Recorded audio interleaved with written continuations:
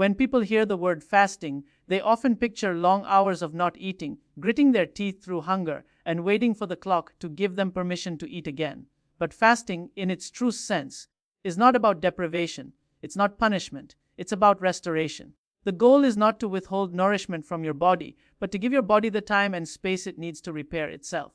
You see, we've been conditioned to believe that our bodies constantly need to be fed, that we should snack every few hours, and that hunger is a signal of something going wrong. But what if that's one of the biggest myths holding us back from better health? Think about it. Your body is designed with incredible intelligence. Every system in it thrives on rhythm, on periods of activity and rest. Your heart beats, then relaxes. Your lungs inhale, then exhale. Your muscles contract, then recover. Fasting is that same principle applied to your digestive system. It's the rest phase your body rarely gets in the modern world, where we graze from morning to midnight. When you give your digestive system a break, you're not just skipping food, you're triggering a cascade of healing processes that can't happen when you're constantly feeding. When you stop eating for a while, insulin levels drop, and that's where the magic begins. Low insulin allows your body to switch from burning sugar for fuel to burning stored fat. You start using energy that's already there, sitting in your fat cells, waiting to be mobilized. At the same time, a process called autophagy begins. Your body starts cleaning out damaged cells and recycling the parts that still work. It's like a built-in detox system, but one far more effective than any juice cleanse you could ever buy. Your body literally cleans house. Now, the real purpose of fasting isn't about how long you can go without food. It's about creating that internal environment where repair outweighs damage. It's about balance. Because what happens when we're constantly eating, even small snacks, is that insulin stays elevated all the time. And when insulin is high, fat burning shuts off. Energy gets trapped. The body becomes inflamed. You feel sluggish, bloated, and dependent on caffeine just to keep going. Over time, that constant eating cycle disrupts the very systems fasting was designed to support. Here's what's interesting. Fasting used to be a normal part of life. For most of human history, people didn't eat around the clock. There were natural periods of fasting between meals, between harvests, even between seasons. Our ancestors' bodies adapted beautifully to that rhythm. Today, we've lost that rhythm completely. We live in an era where food is everywhere, at every hour. We snack in the car, eat at our desks, and finish the day with something sweet before bed. The body never gets the signal that it's time to rest and reset. So when people say fasting doesn't work for them, it's usually not that fasting failed. It's that they misunderstood what fasting really is. They approach it like a crash diet, counting the hours until they can eat again, instead of seeing it as a natural reset button. True fasting is not about willpower, it's about alignment. Aligning your body with how it was meant to function. When you enter that state, hunger calms down, mental clarity sharpens, and energy stabilizes. You start to feel that quiet sense of strength, the kind that doesn't come from stimulants, but from your body running clean and efficient. And here's something few people realize: that fasting doesn't just affect the body, it affects the mind. When you fast correctly, your brain starts using ketones, a cleaner, more stable fuel than glucose. That's why many people describe an almost meditative clarity during fasting periods. It's as if the noise turns down and your thoughts become sharper. Your focus improves because your body isn't constantly working to digest and process food. It's healing, recalibrating, and conserving energy for what really matters. But if fasting is done for the wrong reasons, to punish yourself after overeating, to force quick weight loss, or to follow a trend, it becomes another source of stress. That's where people make the mistake of confusing restriction with healing. True fasting doesn't strain your body, it supports it. It's about trusting that your body knows what to do when you stop interfering. So before you even think about how many hours to fast or what method to try, take a moment to remember why you're doing it. You're not starving your body. You're giving it room to breathe, time to restore, and permission to heal. Fasting isn't the absence of nourishment, it's the presence of renewal. Here's where most people go wrong with fasting. They treat it like another diet. They see it as a new way to restrict calories, drop a few pounds quickly, or make up for overeating the night before.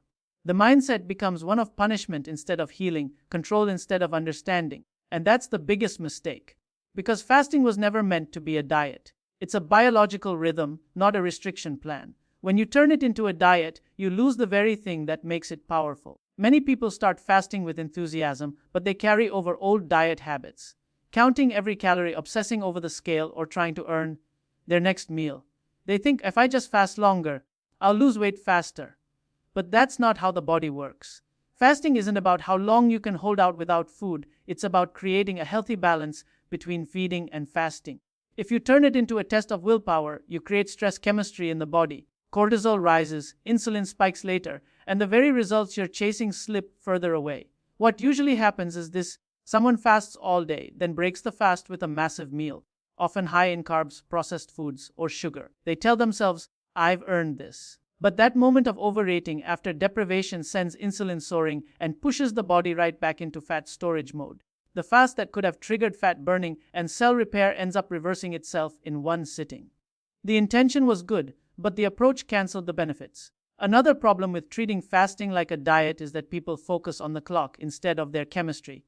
They watch the hours pass, waiting to eat, but ignore how their body feels. Real fasting is about tuning in, not tuning out. It's about learning the signals your body sends. When hunger is real, when it's emotional, when it's just a habit. A diet teaches you to fight hunger, fasting teaches you to understand it. That's a completely different mindset. The diet mentality also creates guilt, and guilt is toxic to consistency. If you break your fast early, you feel like you failed. If you eat something you shouldn't, you spiral into shame. And that emotional stress raises cortisol, which again makes fasting harder. The body doesn't know the difference between emotional and physical stress. It just responds the same way by holding on to fat, raising blood sugar, and throwing hunger hormones out of balance. So instead of healing, fasting becomes another source of stress. Fasting works best when you respect its purpose, to help the body rest, repair, and realign. When you fast, you're not depriving your body, you're changing its fuel source. You're allowing insulin to drop so fat burning can begin. You're letting inflammation settle so the body can clean up damaged cells. None of that happens if you see fasting as starvation. When you fast from a place of awareness rather than desperation, your body responds with cooperation instead of resistance. Another common trap is trying to hack fasting, drinking zero-calorie sodas, chewing artificial sweeteners, or using pre-packaged fasting aids that promise to make it easier. But those things often trigger insulin or confuse the body's hunger signals. You're not fasting if your body still thinks food is coming. The beauty of fasting is in its simplicity: water, electrolytes, real food when you eat, and patience. There's nothing to buy. There's nothing to measure. Just rhythm, discipline, and trust in your body's intelligence. When people shift from that diet mentality to the right mindset, something amazing happens. They stop counting the hours and start noticing the changes. More energy, clearer thinking, better digestion, steadier moods. They stop chasing numbers on a scale and start listening to how their body feels. That's when fasting becomes effortless, sustainable, and powerful. You're no longer fighting against hunger, you're working with your biology. So the next time you fast, remember, it's not a race to see how long you can last, and it's not a punishment for what you ate. It's a conversation between you and your body. The goal isn't to restrict, it's to restore rhythm. Because when you stop treating fasting like a diet and start treating it like a healing practice, everything changes. The results, the mindset, the relationship you have with your body. Fasting isn't about eating less, it's about living more intelligently with what your body already knows how to do. When people struggle with fasting, they often think the problem is their willpower, that they just need to be tougher, push harder, or stick with it. But the truth is, fasting has far less to do with discipline and far more to do with hormones. Your success depends not on how strong you are mentally, but on how well your hormones are balanced. Because when your hormones are working with you, fasting feels almost effortless. When they're not, every hour feels like a battle. Let's talk about insulin first, because that's the main hormone that determines whether your body burns fat or stores it. Every time you eat, especially something with carbohydrates or sugar, insulin rises. Its job is to move glucose from your blood into your cells for energy. But if insulin stays high all the time, from constant snacking, sugary drinks, or even stress, your body never gets the signal to burn fat. It stays locked in storage mode. That's why you can be fasting for 16 hours but still not lose weight if your insulin levels never truly drop. Fasting only works when insulin has a chance to fall. Then there's cortisol, the stress hormone. Cortisol and insulin are like dance partners. When one rises, the other tends to follow. If you're fasting while stressed, rushing through your day, skipping sleep, or worrying constantly, your cortisol stays high, and that keeps insulin elevated even without food. So while you think you're fasting successfully, your body is stuck in survival mode, holding on to fat and slowing down metabolism. Fasting is meant to calm the body, not stress it further. That's why managing stress and sleep is just as important as managing your fasting window. Another key player is ghrelin, the hormone that tells you you're hungry. Ghrelin rises before meals and falls once you eat. But here's the interesting part: ghrelin is tied to your habits. If you always eat breakfast at 8, lunch at 1, and dinner at 7, your body learns that schedule. It doesn't ask for food because it needs it. It asks because it's used to getting it. When you start fasting, ghrelin will rise at the usual times, and that's when you feel those hunger waves. But if you wait it out and stay consistent, ghrelin adapts. Within a few days, hunger comes less often and with less intensity. Your body learns a new rhythm. Leptin is the opposite of ghrelin. It signals fullness. But when insulin is high for too long, leptin stops working properly. Your brain doesn't get the "I'm full" message anymore, so you keep eating even when your body has enough fuel. Fasting helps reset that communication. When you fast, insulin and leptin both have a chance to normalize, and suddenly, your hunger and fullness signals make sense again. You're not ruled by cravings. You eat because you're genuinely hungry, not because your hormones are confused. Now, let's talk about why so many people feel tired or dizzy when they first try fasting. It's not that fasting is harming them. It's that their bodies are still running on sugar. When insulin has been high for years, the body forgets how to burn fat efficiently. It's dependent on glucose. So when fasting begins and glucose levels drop, the body panics because it hasn't yet switched to fat burning mode.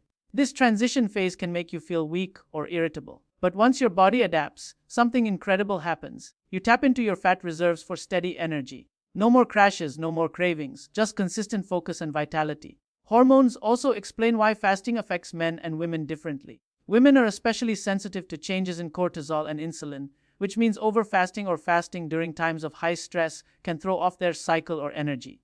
That's why fasting isn't one size fits all. It has to work with your biology, not against it. A flexible approach, where you fast some days and rest others, often works better than pushing too hard every day. The key is listening to your body's signals and responding with balance. What ties all of this together is that your body isn't trying to sabotage you, it's protecting you. When fasting feels difficult, it's often because your hormones are signaling imbalance, not because you're weak. Once you support them through proper nutrition, hydration, rest, and stress management, fasting becomes second nature. Hunger fades into the background, energy levels rise, and your body begins to trust you again. So instead of trying to fight your hunger with willpower, learn to understand what it's telling you. Don't blame yourself when fasting feels hard. Look deeper at what your hormones are doing. Because when you finally align your biology with your behavior, fasting stops being a struggle. It becomes a partnership between you and your body, and that's where the real transformation begins. You can be doing everything right with fasting, following the right schedule, eating healthy foods, drinking plenty of water, and still not see the results you expect. When that happens, most people blame the fasting itself, but the real problem often has nothing to do with food or timing. It has everything to do with stress and sleep. These two factors are the silent disruptors of your metabolism, and they can completely undo the benefits of fasting if they're out of balance. Think of stress and sleep as the foundation of your body's internal environment. Fasting can only work if that foundation is stable. When you're under constant stress, your body isn't in repair mode, it's in survival mode. Your brain doesn't care about fat burning or cell cleanup, it's focused on keeping you alert and ready for danger. The hormone responsible for that is cortisol. Your body's built-in alarm system. In short bursts, cortisol is helpful. It wakes you up, gives you energy, and helps you respond to challenges. But when stress becomes constant, cortisol stops being your friend. Chronic stress keeps cortisol elevated, and that single shift changes everything. Cortisol raises blood sugar levels because your body thinks it needs more fuel to face a threat. But if you're sitting at your desk, scrolling your phone or worrying about deadlines, that extra glucose doesn't get used, it gets stored as fat. Even worse, high cortisol signals your body to hold on to that fat, especially around the belly. So you can fast for 18 hours and still not burn fat effectively if your stress hormones are in overdrive. Now, combine that with poor sleep and the situation gets worse. Sleep is when your body does most of its repair work, balancing hormones, restoring energy, and cleaning up cellular waste. When you cut sleep short, your hunger hormones get completely confused. Ghrelin, the one that makes you feel hungry, goes up. Leptin, the one that tells you you're full, goes down. That's why after a sleepless night, you crave sugar, caffeine, and processed food. Your body is begging for quick energy because it never got to recharge. And when you eat those quick fixes, insulin spikes again, canceling the benefits of your fast. Stress and sleep are also connected in a cycle that feeds itself. The more stressed you are, the harder it is to sleep. The less you sleep, the more stressed your body becomes. This cycle keeps cortisol high around the clock, keeping your body in a constant, fed state even when you haven't eaten. That's right, stress alone can mimic the effects of overeating on your metabolism. It tells your body to store energy instead of burn it. That's why some people fast religiously, track every meal, and still can't lose weight, because internally their bodies think they're in danger, not rest. What's fascinating is how quickly the body can shift when you restore calm and prioritize rest. A few nights of deep, uninterrupted sleep can lower cortisol, improve insulin sensitivity, and make fasting feel easier almost overnight. Your hunger normalizes, your cravings fade, and your energy becomes stable again. The body isn't just healing from fasting, it's healing because it finally feels safe enough to do so. One of the best ways to make fasting work better isn't by changing what or when you eat. It's by changing how you live between those meals. Taking a few minutes each day to slow your breathing, step outside, or detach from screens can significantly lower cortisol levels. Movement helps too, not intense, punishing workouts, but gentle activity that tells your body you're okay. When you pair that with adequate sleep, fasting becomes effortless. Your hormones align naturally, and the body begins to use stored energy efficiently instead of clinging to it. You can think of it like this: fasting creates the opportunity for healing, but rest and calm give your body permission to actually do the work. Without that permission, your system stays locked in protection mode. Stress blocks the very pathways fasting is supposed to open. Sleep unlocks them again. So, if you ever feel like your fasting results have plateaued, don't just look at your eating window. Look at your nights.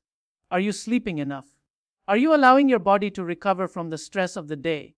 Because if fasting is the reset button for your metabolism, then sleep and calm are the power source behind it. When you restore both, the body finally feels safe enough to let go of stress, of stored fat, and of the constant fight to survive. This is the moment that can make or break your fast, the moment you eat again. Most people focus so much on the fasting hours that they completely overlook the importance of how they break the fast. And that's one of the biggest reasons fasting doesn't deliver the results it should. What you eat, how much you eat, and even how fast you eat after fasting all send powerful messages to your metabolism.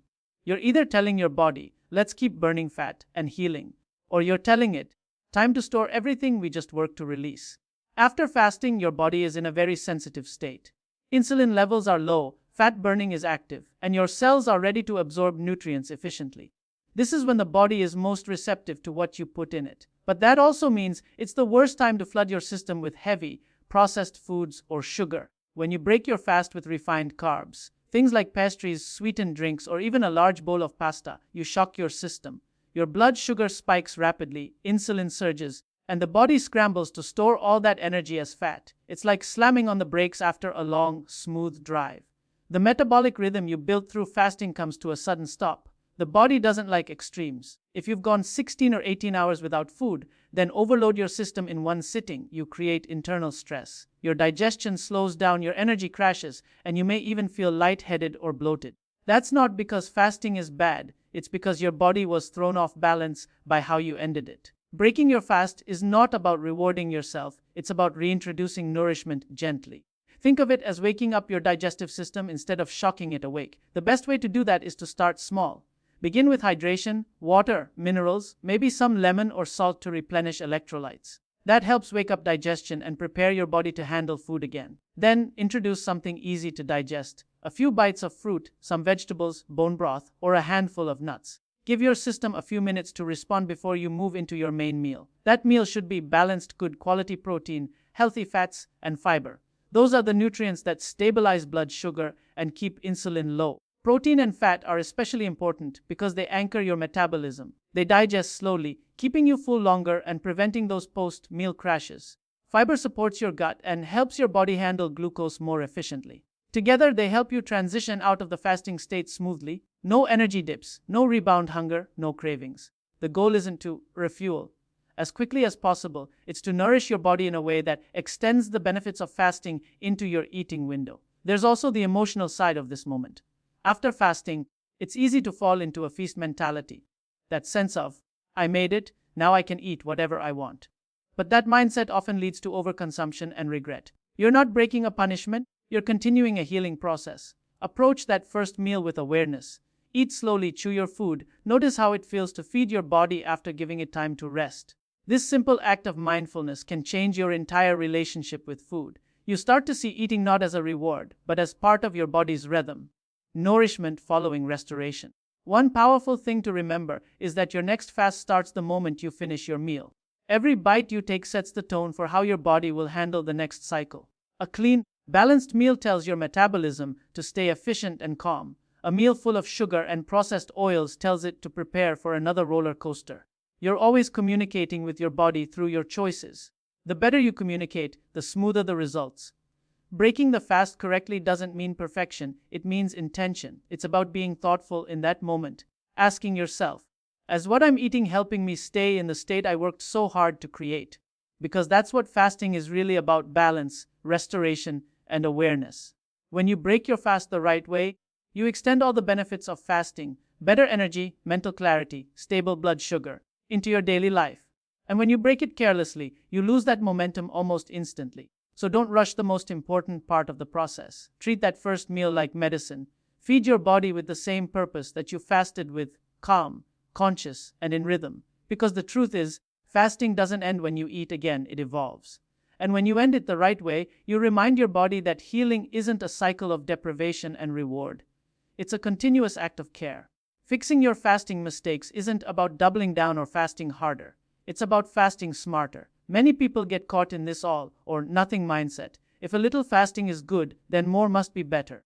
They push longer hours, skip essential nutrients, and turn a tool for healing into a source of stress. But the truth is, fasting is meant to work with your body, not against it. It's not a contest of endurance. It's a rhythm of balance. The key to real success is building a lifestyle that your body can sustain, one that allows you to fast, feast, rest, and repeat in harmony. To make fasting truly effective, it has to fit into your life, not the other way around. That means finding an eating window that works with your schedule, your energy levels, and your biology. Some people thrive on 16-9-8, others do better with shorter or longer windows. What matters most is consistency and sustainability. If your fasting routine feels like a daily struggle, it's a sign you're pushing too hard. Your body responds best when it feels safe, nourished, and supported, not deprived or punished. The moment fasting starts to feel like suffering, it loses its healing power. The fix starts with nourishment. Fasting only works when your eating hours are filled with real, nutrient-dense food.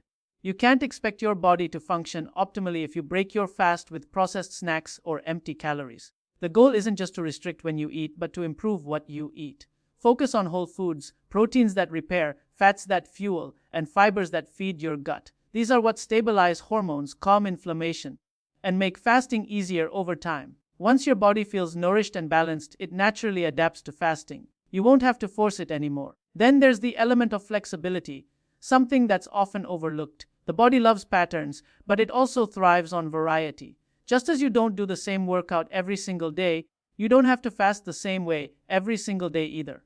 Some days, give yourself a longer eating window. Other days, tighten it. You can even take a day off from fasting entirely to let your body reset. This variation keeps your metabolism active and prevents the body from adapting too deeply to one routine. It's like teaching your body resilience, the ability to shift gears when needed without losing balance. Another crucial part of fasting smarter is learning to manage the times when fasting doesn't feel right. There will be days when you're under more stress, not sleeping well, or recovering from illness. On those days, forcing a strict fast can do more harm than good. Listening to your body and honoring its signals is not weakness, it's wisdom. Fasting should make you stronger, not exhausted. The more you learn to adjust intuitively, the more sustainable it becomes. This isn't about perfection, it's about building trust between you and your body. And let's not forget the emotional side of fasting. Many people begin fasting with the wrong motivation, to punish themselves for overeating or to chase a certain number on the scale. But the deeper purpose of fasting goes far beyond weight. It's about metabolic healing, mental clarity, and emotional freedom from constant cravings.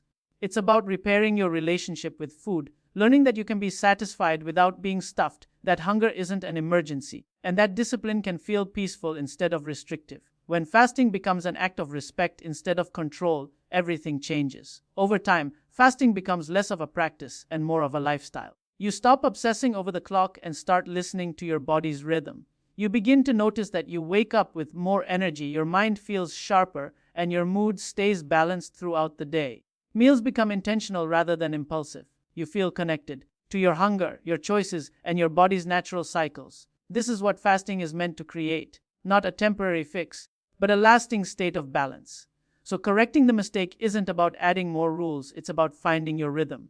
The right way to fast is the way that brings calm, clarity, and consistency to your life. When you treat fasting as a long-term partnership with your body rather than a short-term challenge, you unlock its true potential. Because fasting was never meant to be a test of willpower. It was meant to be a return to harmony where nourishment, rest, and rhythm all work together. And when you reach that point, fasting stops being something you do, it becomes something you live.